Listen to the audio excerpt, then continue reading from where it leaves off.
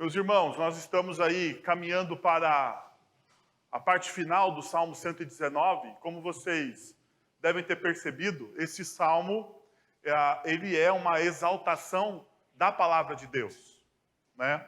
E se você não teve hoje pela manhã, ouvindo a pregação do presbítero Sebastião, eu recomendo muito que você ouça o podcast da nossa igreja, ouça a mensagem que ele pregou pela manhã. Mas eu gostaria de começar a minha reflexão da noite lembrando de algo que é muito importante, ou um dos recortes mais importantes da mensagem da manhã. Em um determinado momento, a reflexão nos conduziu a uma das coisas mais comuns da sociedade pós-moderna, que é o sentimentalismo. A sociedade pós-moderna ela é altamente sentimental. Ou seja, a sociedade pós-moderna, a nossa cultura, ela evoca para a gente, né, essa ideia de faça aquilo que está no seu coração. Como se esse fosse o maior conselho que alguém poderia dar a outra pessoa. Muitas vezes, para a gente justificar os nossos erros, ou para a gente cometer algumas loucuras, tanto financeiras quanto emocionais, você fala para você mesmo, eu tenho que me dar ao direito a tal coisa.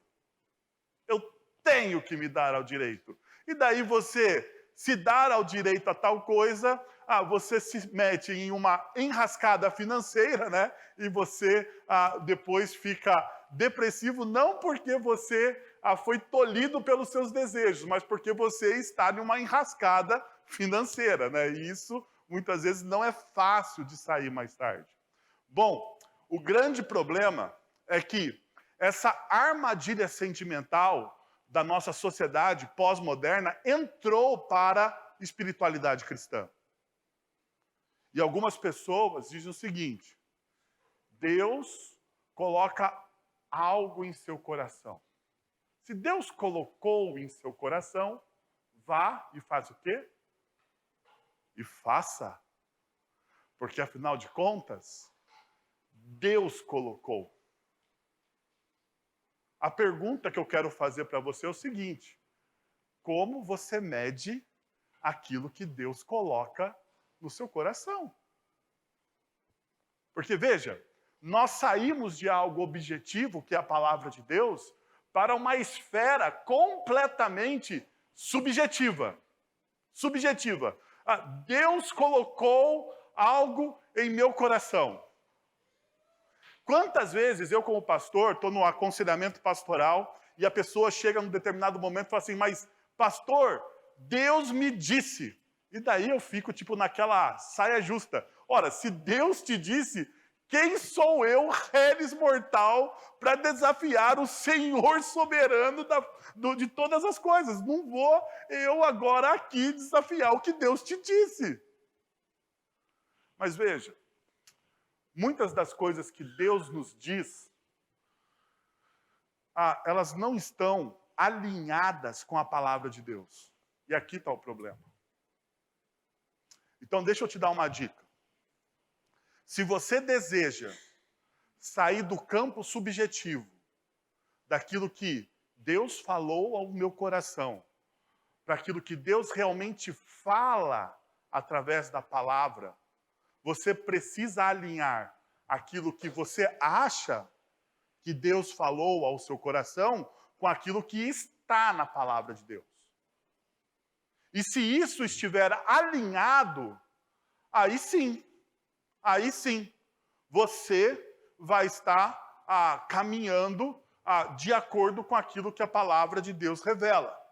Então perceba, o Salmo 119 está trabalhando exatamente isso. O Salmo 119 está tirando a gente da subjetividade humanista e nos colocando centrado na palavra de Deus, centrado naquilo que Deus está dizendo para a gente fazer. Perceba, nem sempre isso é agradável. Nem sempre. Porque a maioria das vezes, quando nós vamos entrando em contato com a palavra de Deus, e a palavra de Deus tem o seu referencial em moldar o nosso coração para aquilo que é a vontade de Deus, moldar o nosso caráter para aquilo que Deus está fazendo na história. Então, se a palavra de Deus nos molda, ser moldado por Deus não é algo agradável. Não é algo agradável. Porque a ideia de moldar aqui é a ideia de lapidar. E para você lapidar uma joia, para você lapidar um caráter, para você fazer uma escultura, você precisa perder algumas partes. Você precisa abrir mão de alguma coisa. E você precisa deixar ser moldado. A pergunta é se você está disposto.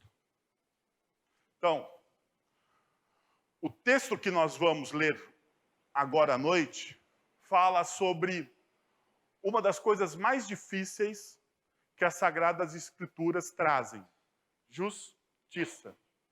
Por exemplo, no português a gente perde algumas nuances disso, né? Na tradução do hebraico para o português, a gente perde algumas nuances, mas esse texto aqui, ele tem 6 vezes, os 8 versículos que nós vamos ler nessa noite, ele tem 6 vezes a palavra, ou sinônimos da palavra justiça. Então, o centro desse texto é sobre justiça.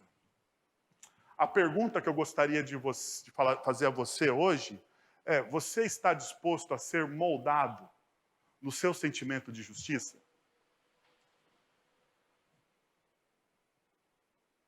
Porque, veja, todos nós temos um sentimento de justiça. Principalmente nesse espectro brasileiro tão polarizado que nós estamos vivendo hoje. Por exemplo, se você for alguém que pensa mais à esquerda do pensamento ideológico político, você tem um aspecto de justiça que é diferente daqueles que pensam que estão um pouco mais à direita. É verdade ou não é? Então, deixa eu tirar você tanto da direita quanto da esquerda e dizer o seguinte: que a justiça que nós vamos ver aqui não é nem a justiça do espectro ideológico da direita e nem a justiça do espectro ideológico da esquerda. É a justiça do reino de Deus.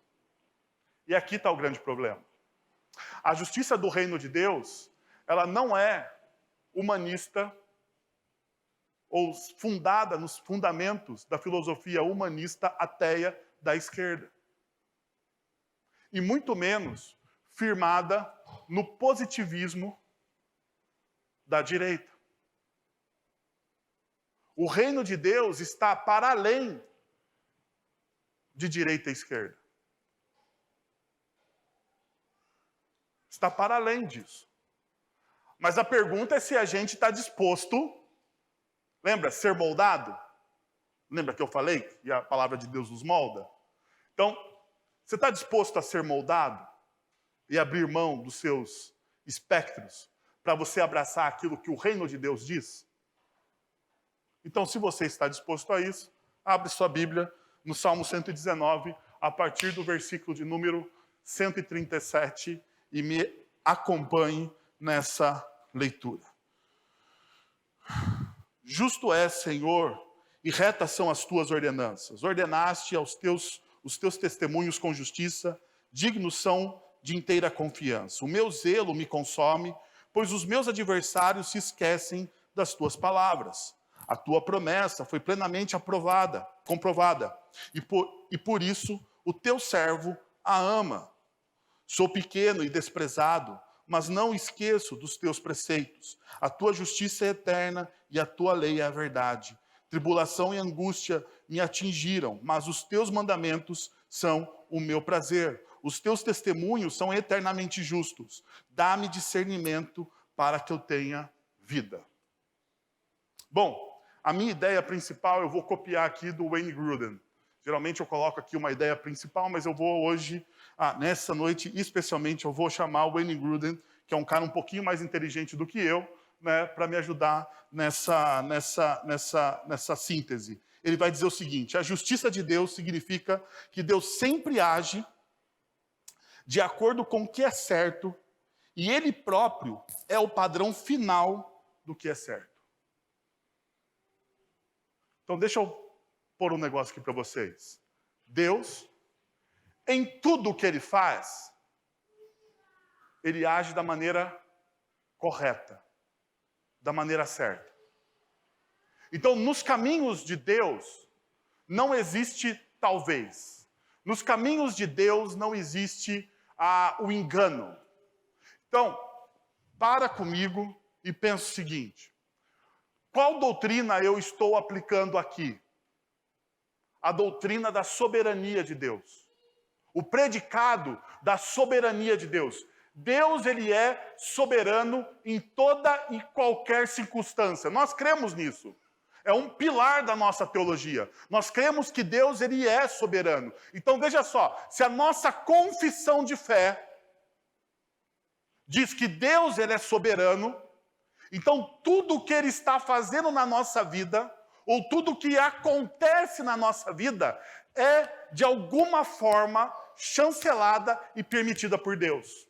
Não existe o quê? Acaso. Para aqui. É confortável você saber disso?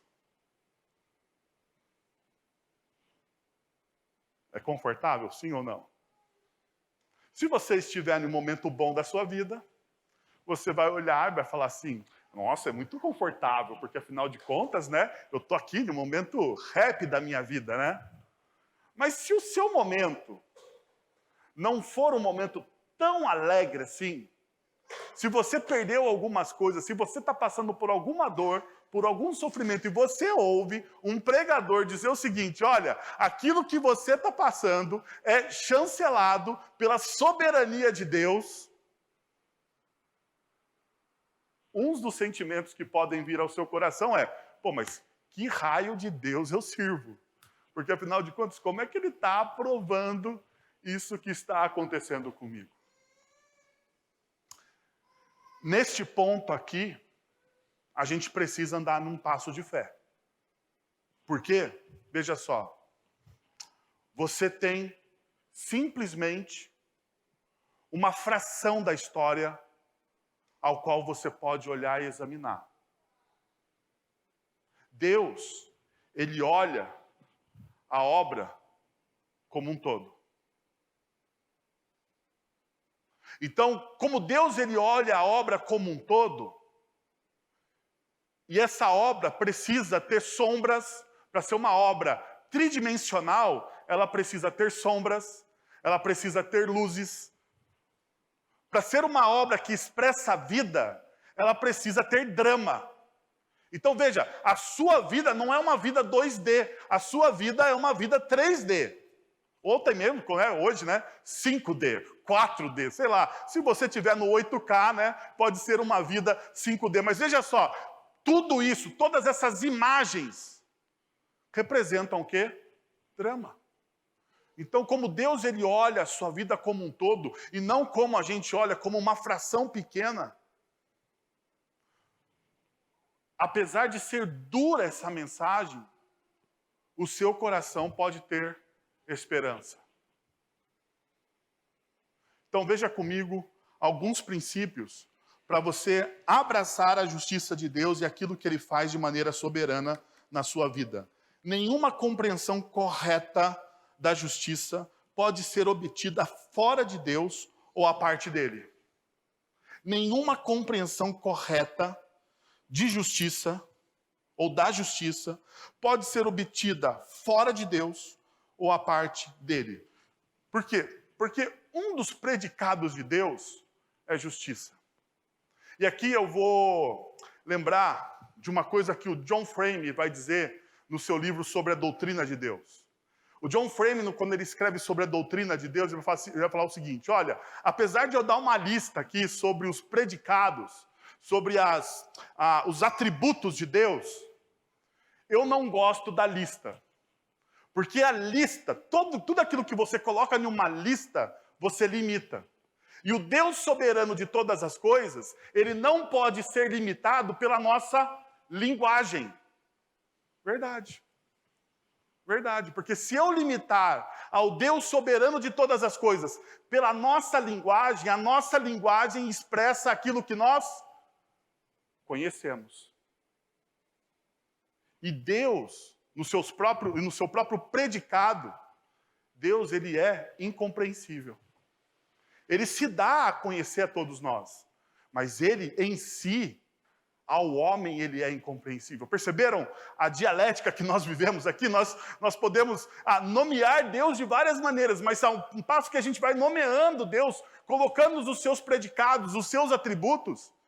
Isso não pode simplesmente definir. Deus é muito maior do que os nossos predicados e os nossos atributos. No entanto, um dos atributos mais importantes de Deus na história ao qual nós estamos inseridos, nessa história que nós estamos vivendo, na grande história da redenção, é que ele é justiça. E veja como o Salmo começa. Justo és, Senhor. O Senhor é justo. O seu caráter e natureza são caracterizados pelo que é justo. A justiça é um atributo essencial do nosso grande Deus. E eu sei, a justiça de Deus, e aqui está um dos grandes perigos, porque se nós olharmos simplesmente para essa característica de Deus, ele é justo, você vai acabar olhando para Deus de forma um tanto quanto ele como sendo um grande juiz e um grande carrasco da humanidade. Porque, afinal de contas, quem é justo aos olhos de Deus? Quem pode se conclamar, dizer, eu aos seus olhos, Senhor, sou justo, eu aos seus olhos, Senhor, sou reto, eu aos seus olhos, Senhor, tenho todos os predicados e as boas coisas que um ser humano deveria ter. A nossa natureza é caída. Nós não temos essa condição. Então, por isso que o Frame, ele vai dizer o seguinte: a retidão é uma forma ou estrutura, retidão aqui na tradução é justiça, a retidão e a justiça de Deus é a forma ou estrutura da sua bondade. A sua bondade é incorporação concreta e ativa de sua justiça ou da sua retidão. Dizer que Deus é bom implica que ele é justo. Então, a bondade inclui a retidão em vez de estar separada dela. Então, veja só. Eu vou ter que sempre incluir justiça com bondade. Se Deus ele é totalmente justo, ele vai ser automaticamente totalmente bom. Agora perceba, como isso se aplica de maneira prática. Primeiro, se você quer saber o que é justiça, então conheça o único Deus vivo e verdadeiro. Se você quer entender de fato o que é justiça, você precisa conhecer, debruçar o seu coração em conhecer e entender quem é esse Deus. Veja só o que o texto de Deuteronômio, capítulo 32, verso de número 4 diz. Eis a rocha, suas obras são perfeitas, porque todos os seus caminhos são juízo.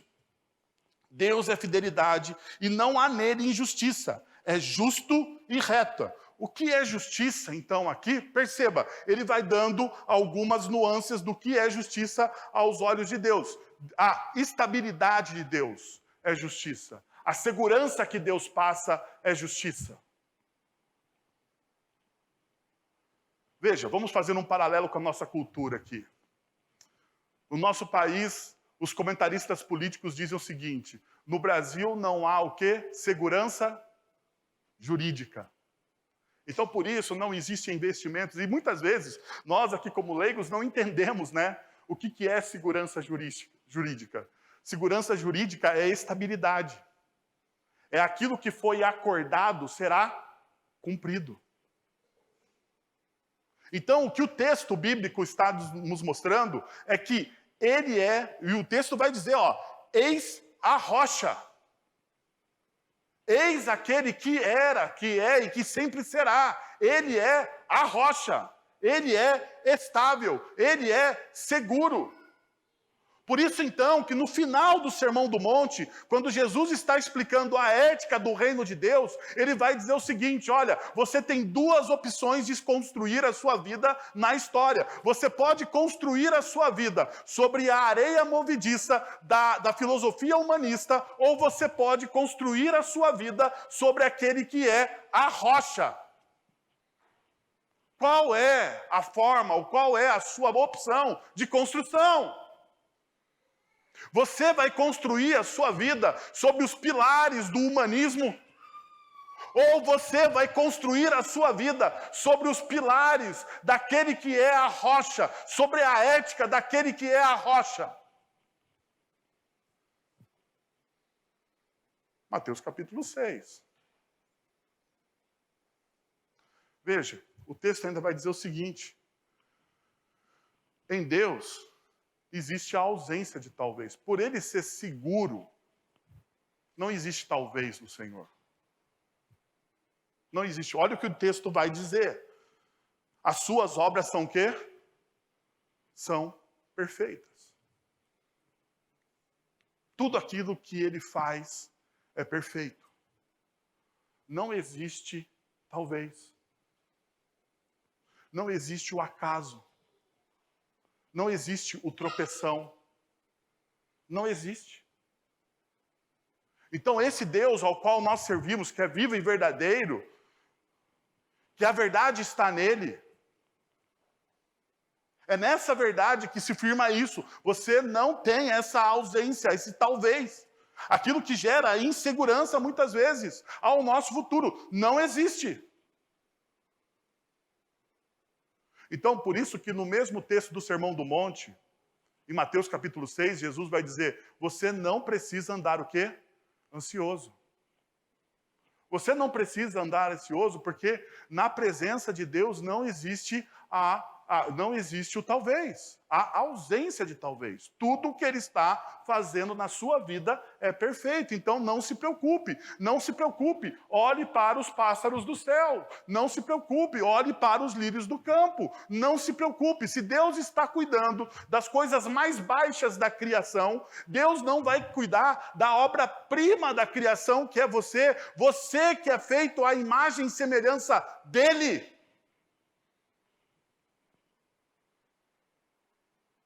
Ainda, dentro da justiça de Deus, você tem constância inabalável. Ele é fiel.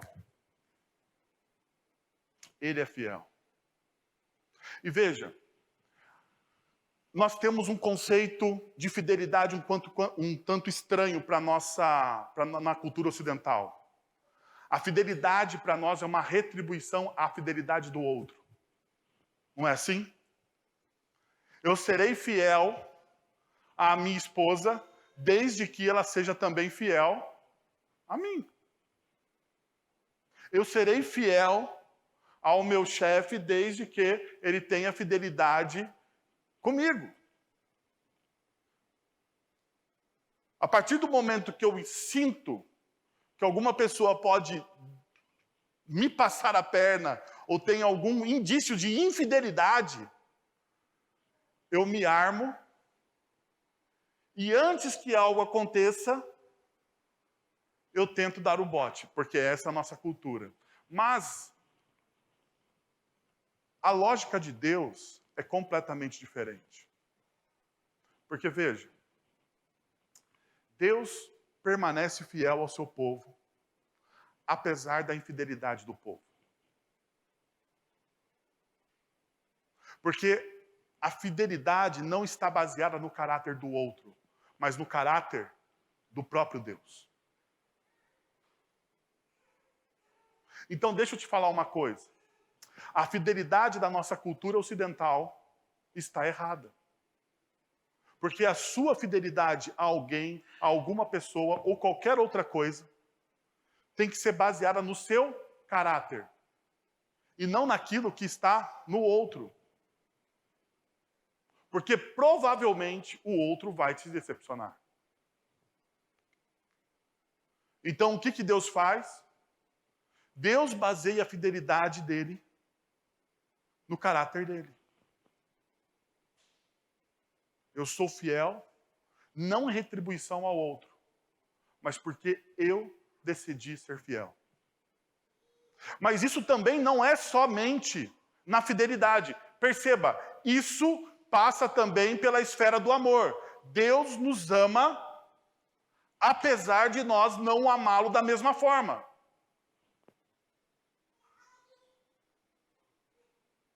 Como que Deus me ama? Deus me ama de maneira exacerbada, a ponto de entregar o seu filho por mim. Essa é uma forma exacerbada de amor. Como que você ama a Deus?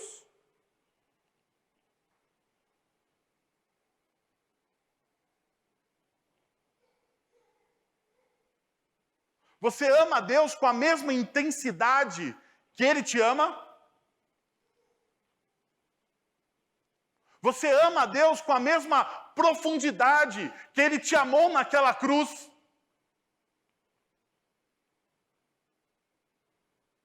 Porque veja, Deus ele está amando você não porque você responde de maneira positiva a Ele. Deus te ama baseado no caráter dele que é imutável. Por isso que ele é estável, por isso que nele não existe a ausência de talvez, e por isso que ele se mantém fiel.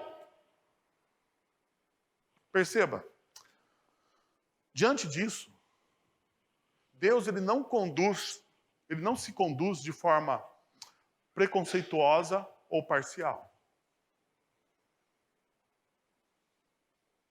Nós temos preconceitos. Nós somos parciais. Deus não. Sabe, nós classificamos as pessoas que Deus pode amar. E aqui está um grande problema da igreja. Porque nós classificamos as pessoas que Deus pode amar através da igreja. Já percebeu que nós fazemos isso? E quando nós fazemos isso, nós estamos roubando de Deus a sua soberania. Porque você está dizendo o seguinte: Deus, você só pode amar quem faz parte da minha tribo. Quem pensa como eu penso. Quem sente como eu sinto. Quem age ou quem tem a mesma cosmovisão que eu tenho. A pergunta que eu quero fazer a você nessa noite é: Deus ele age dessa forma?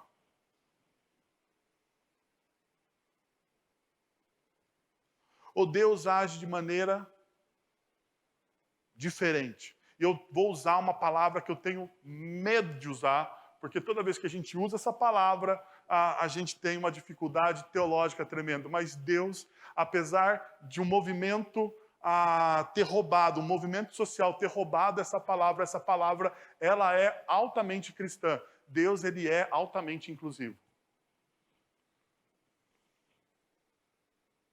Roubaram essa palavra nossa. Assim como roubaram o arco-íris nosso.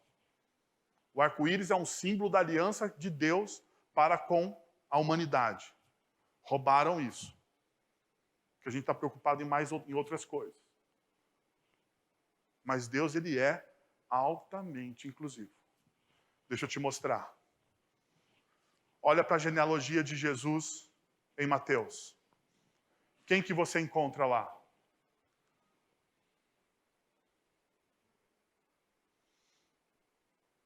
Deixa eu começar pela pessoa menos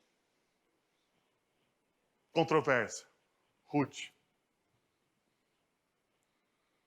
Quem que é Ruth? A Moabita. Deixa eu te perguntar, a Moab faz parte do povo da aliança? O que os moabitas são? Pagãos. Idólatras. Mas Ruth faz parte da aliança. Tá bom. Quem está lá também? A prostituta Raabe. Raabe faz parte do povo da aliança?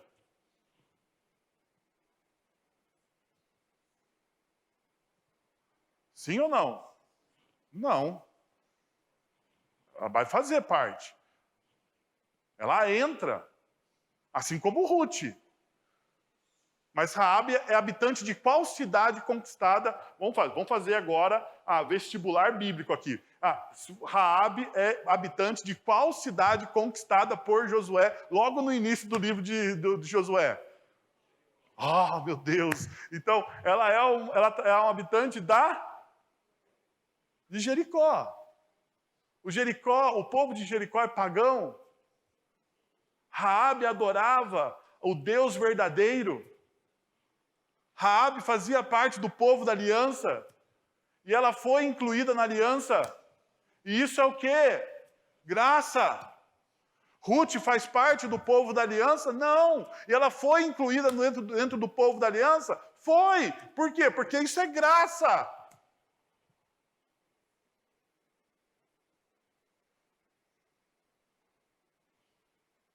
Agora, é difícil da gente entender isso.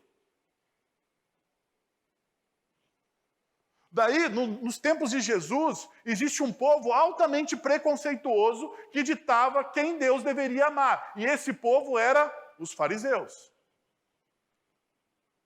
E daí, em certo momento, isso está lá no Evangelho de Lucas, talvez você conheça isso. Em certo momento, Jesus está ensinando e os fariseus vêm para Jesus e dizem assim, Jesus, deixa eu te falar uma coisa, como que é amar o próximo aqui? Daí Jesus, como é um bom mestre, ou um sábio, ou melhor, ele é o Deus encarnado, que é muito mais do que um sábio ou um bom mestre, como Jesus é o Deus encarnado, sabendo o que passa no coração daqueles homens, o que ele faz? Vou contar uma história para vocês. E daí Jesus conta a história de quem? Do bom samaritano. Deixa eu te perguntar para vocês. O samaritano é boa gente?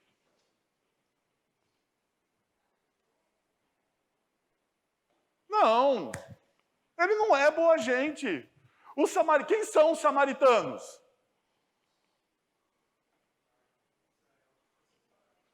Ele é a parte do povo de Israel que foi separado, ou parte do povo de Israel que se tornou um povo mestiço, que adorava a Deus, e o judaísmo exercido dentro da Samaria era um judaísmo considerado o quê? Impuro. Mas daí Jesus ele conta uma história, dizendo o seguinte, olha, certa feita um viajante, estava passando por uma estrada onde tinha muitos salteadores, e esse homem foi emboscado por um salteador. Esse salteador, esse ladrão, bateu nesse homem, roubou suas coisas e deixou ele na estrada quase morto. Vinha um sacerdote, depois de um culto, provavelmente um final aí de sexta-feira, início de sábado, ele estava voltando para a sua cidade e ele encontrou aquele homem quase que moribundo. E o que esse sacerdote fez? Passou assim, ao largo dele. Mas o sacerdote não é um homem de Deus? E amar o teu próximo como a ti mesmo não está no Deuteronômio também? E amar o estrangeiro não está lá no Deuteronômio também? E por que esse homem não fez? Porque esse homem representa aqueles que escolhem a quem Deus deve amar. E isso aconteceu com quem também? Com o levita. O levita, o pessoal da música. Né? Não o nosso pessoal da música aqui é um pouquinho mais crente que aquele levita da história de Jesus. Mas o levita faz a mesma coisa. Daí Jesus, para chocar a sua audiência, Jesus faz o quê? Fala, olha, mas existe um cara, um samaritano. E esse samaritano vai pegar, vai colocar o homem, vai levar para uma hospedaria, vai cuidar desse homem. E esse homem aqui, ele está cumprindo. Isso foge a nós, leitores ocidentais, né? Nós estamos lendo o texto na ótica ocidental. Mas o que Jesus está dizendo é o seguinte: este homem aqui, samaritano, impuro, que vocês julgam ele, que vocês chamam ele de pagão, de herege, esse aqui, samaritano, ele está cumprindo a lei e os profetas. Porque ele cuidou deste homem. No final do texto, Jesus pergunta: quem amou o seu próximo?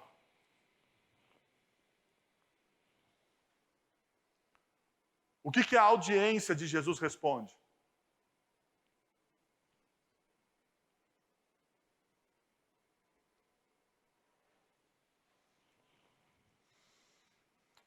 Como que Deus julga?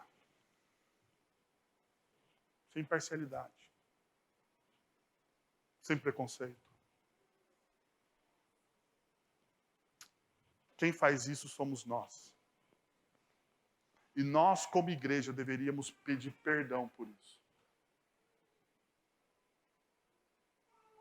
Agora veja, o texto vai mostrar, ou o ponto vai mostrar, o segundo ponto vai nos dar essa perspectiva também. Se você quer ver a justiça perfeita em ação, então olhe para Jesus. E perceba, o Evangelho vai mostrar como a gente aplica a justiça, como se aplica a justiça. Então, primeira carta de João, capítulo 2, verso de número 1, vai dizer o seguinte: meus filhinhos, escrevo essas coisas para que vocês não pequem. Se, porém, alguém pecar, e deixa eu te falar uma coisa, tira da sua mente aquela pregação desses pregadores pós-modernos, coach, que pregar é errar o alvo. Não, pecar aqui, pecar não é errar o alvo, pecar é ofender a Deus. Essa é a definição de pecado. Todo pecado ofende a Deus, não é errar o alvo. Porque a gente, para ficar mais bonitinho para a audiência pós-moderna, a gente fala assim: não, você só errou o alvo. Não, você ofendeu ao Deus Santo. O pecado é uma ofensa. Então, quando o João está escrevendo aqui, o João está escrevendo o seguinte, falando das suas ofensas a Deus. Você pecou, você ofendeu ao Deus Santo. Deixa eu te dizer uma coisa. Olha o que João coloca. Se, porém, alguém pecar, temos um intercessor. Aqui, nas traduções mais antigas, advogado. Que beleza. Nós temos um advogado junto ao Pai, Jesus Cristo, o justo. Porque nós estamos em dívida. Então, Deus atua de maneira perfeita. Deus é esse juiz perfeito, que é estável, que não negocia valores e princípios, que é confiável, que é fiel à sua palavra, e que age sem preconceito algum. Por quê? Porque Ele conhece os nossos corações. E por isso, então, nós precisamos de um bom advogado. Porque sem esse bom advogado, nós estávamos o quê? Perdidos. Perdidos. Sem esse bom advogado, nós estávamos perdidos. E daí, Deus, em sua graça e misericórdia, Ele providencia o Cristo. E veja, João diz assim, Jesus, e dá o adjetivo de Jesus.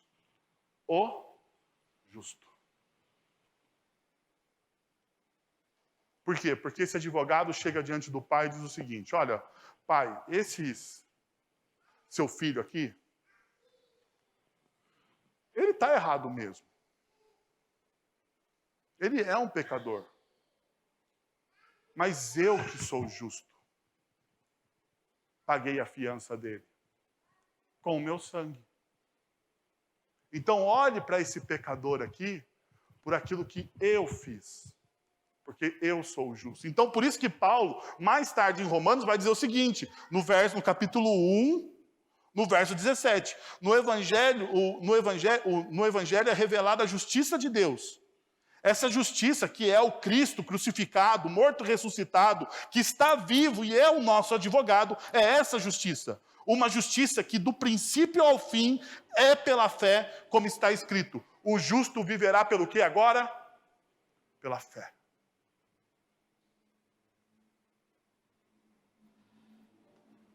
Então, a partir desse momento, se você conhece o Deus vivo e verdadeiro, se você tem uma experiência com Cristo ressurreto, você não vive mais pelos seus próprios princípios.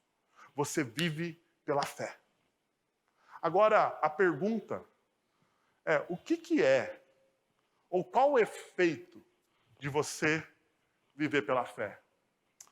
A resposta que eu tenho para você não é minha, mas é de um grande teólogo, missiólogo, o Leslie Newbigin. Ele vai dizer o seguinte: Jesus não é apenas o meu Salvador. Ele é o Senhor de todas as coisas, a causa e a pedra angular do universo. Se eu acredito nisso, então dar testemunho disso é a própria essência da existência. Se eu acho que posso guardar isso para mim, então eu não acredito em nenhum sentido real de quem Jesus é. O justo viverá pela fé, que é esse justo, essa pessoa que vive pela fé, a partir daquele momento, ele vai viver em missão no mundo. Ele tem um propósito, ele ganha um propósito de ser.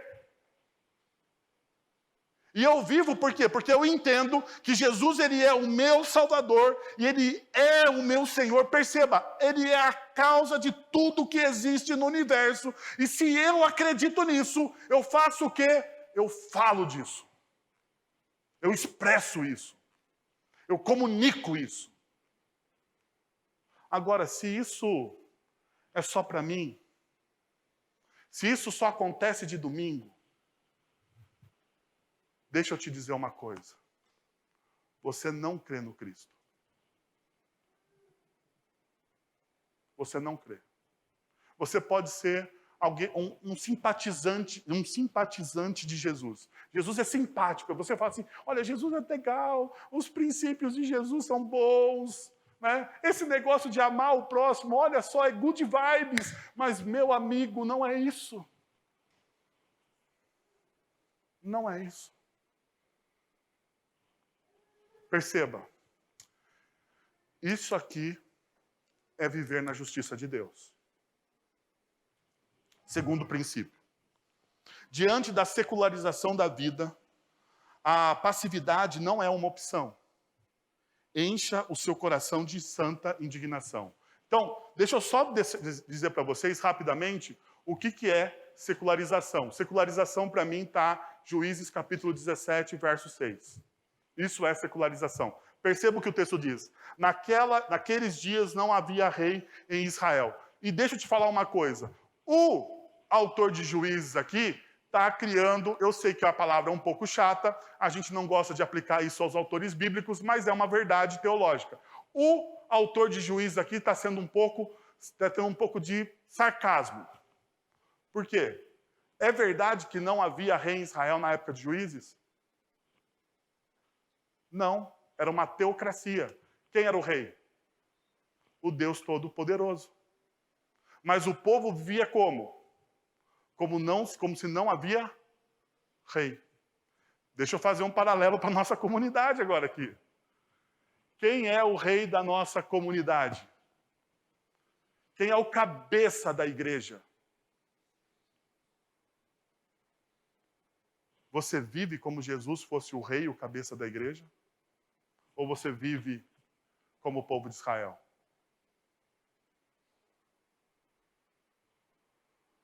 Porque se você vive como o povo de Israel, você é um cara secular.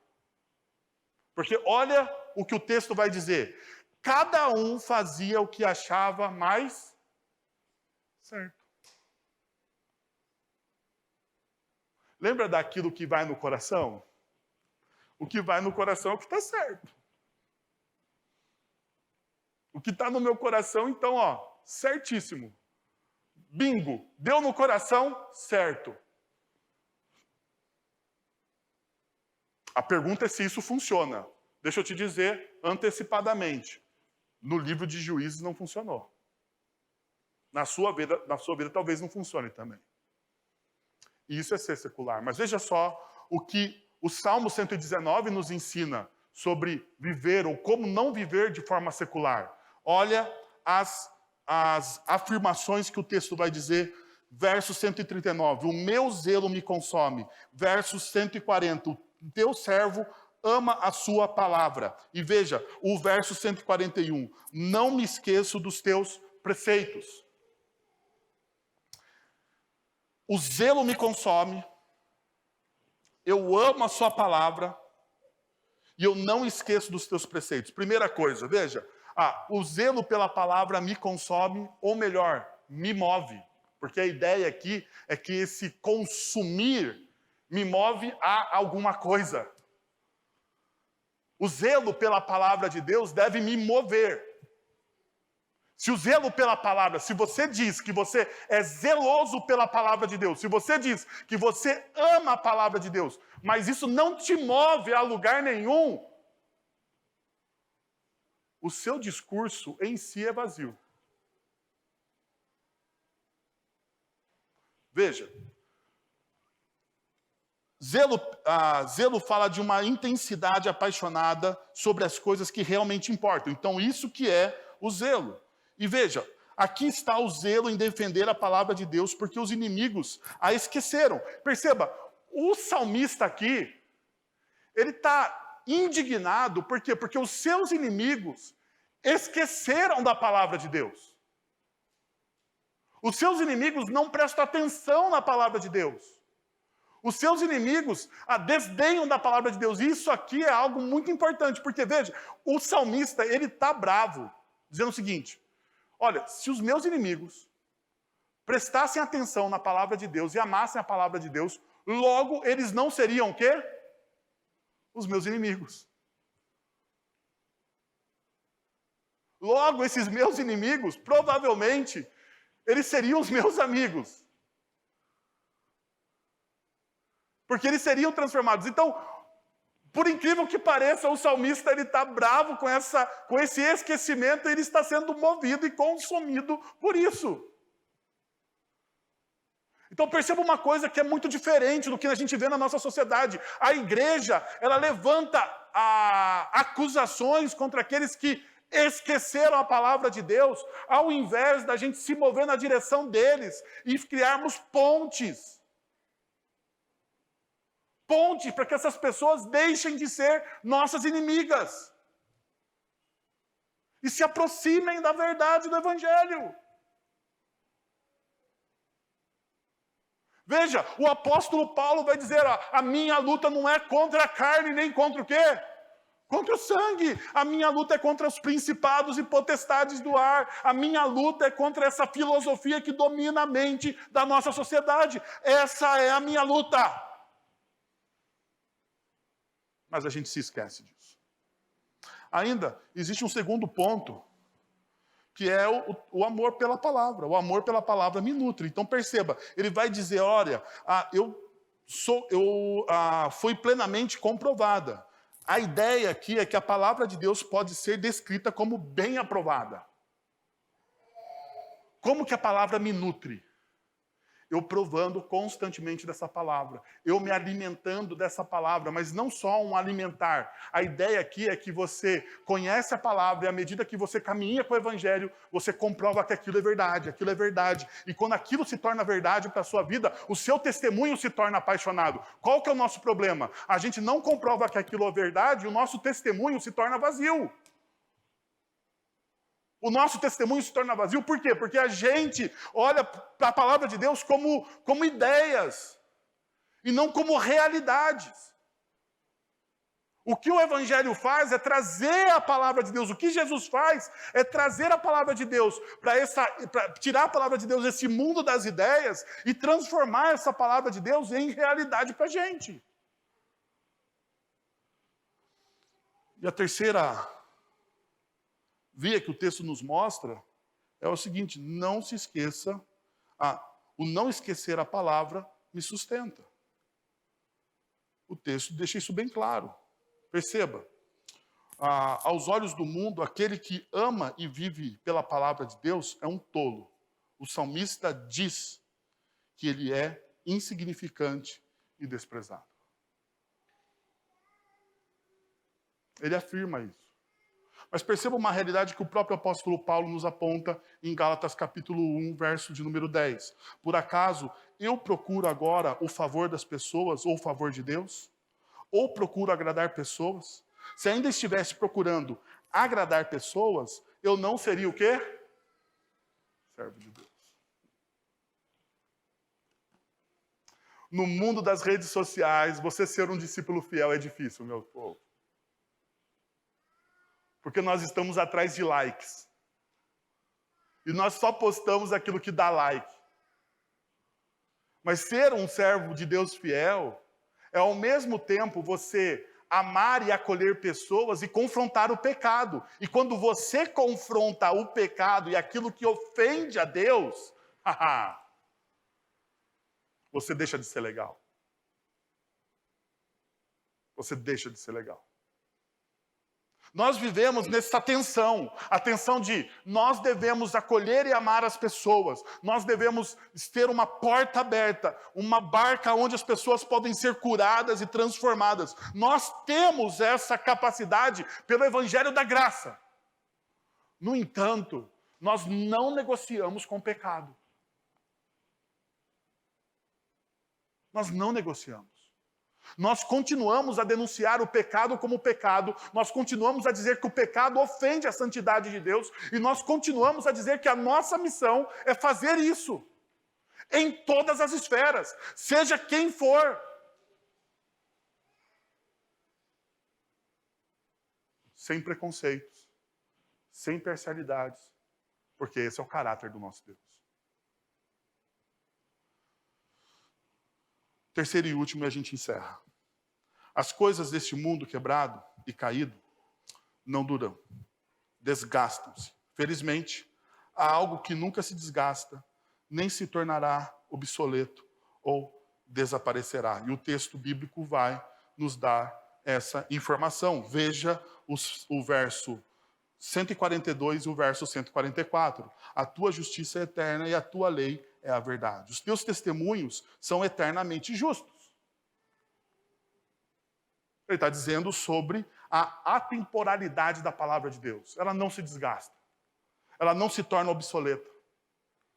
Ela é sempre justa. Mas perceba uma coisa. No versículo 143, vai dizer o seguinte: tribulação e angústia me atingiram, mas os teus mandamentos são o meu prazer. Ao passo que os dois textos falam, lembra que eu sempre faço essa, quando a gente está estudando o texto bíblico, eu tento apontar exegeticamente qual que é o centro da porção que nós estamos estudando? Qual que é o centro aqui? A palavra de Deus é atemporal. A palavra de Deus é justa. A palavra de Deus é reta. Ela vai falar em todos os tempos, em todas as épocas, a todas as pessoas. Mas todos os santos, em todas as épocas, por amarem a palavra de Deus, eles serão o quê? Perseguidos. Essa é uma marca da igreja. Vamos lá, Sermão do Monte. Qual é a bem-aventurança que nós mais detestamos?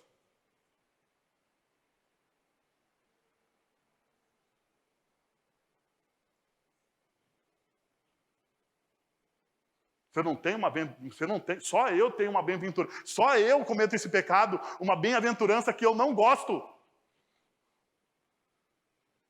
Então eu vou dizer para vocês, daí vocês dizem para mim se vocês gostam dela ou não. Bem-aventurados sois vós, quando por minha causa vocês forem o quê? Perseguidos. Quando por minha causa vocês forem o quê? Maltratados. Quando por minha causa difamarem o teu nome. Quando por minha causa levantarem falso testemunho contra você. Quando por minha causa acusarem você de algo que você não fez. Bem-aventurado, felizes vocês serão quando isso acontecer com vocês. Vocês gostam dessa bem-aventurança?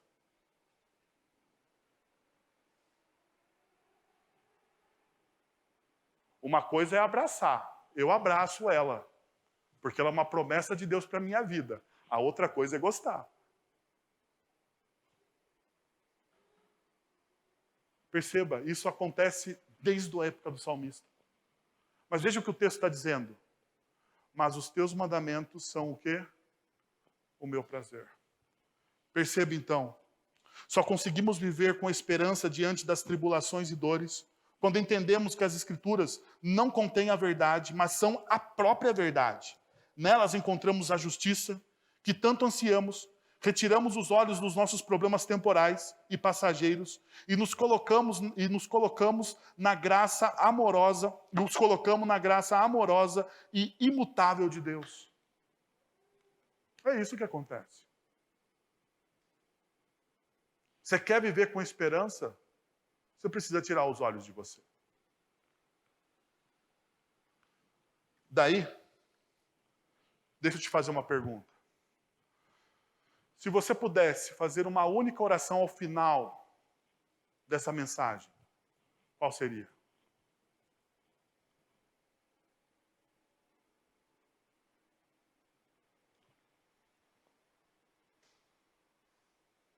A minha oração está no Salmo. Qual é a petição que o Salmo nos apresenta? Dá-me discernimento para que eu tenha vida. Deixa eu traduzir isso para uma oração para que você faça ela. A maneira como o Senhor me diz para viver é sempre correta.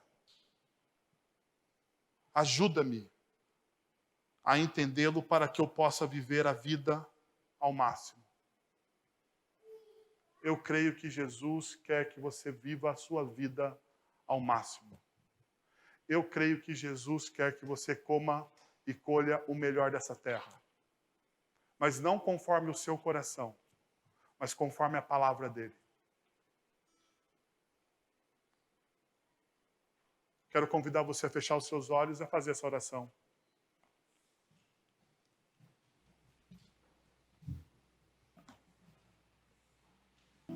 Pela vida que nós temos em Cristo Jesus.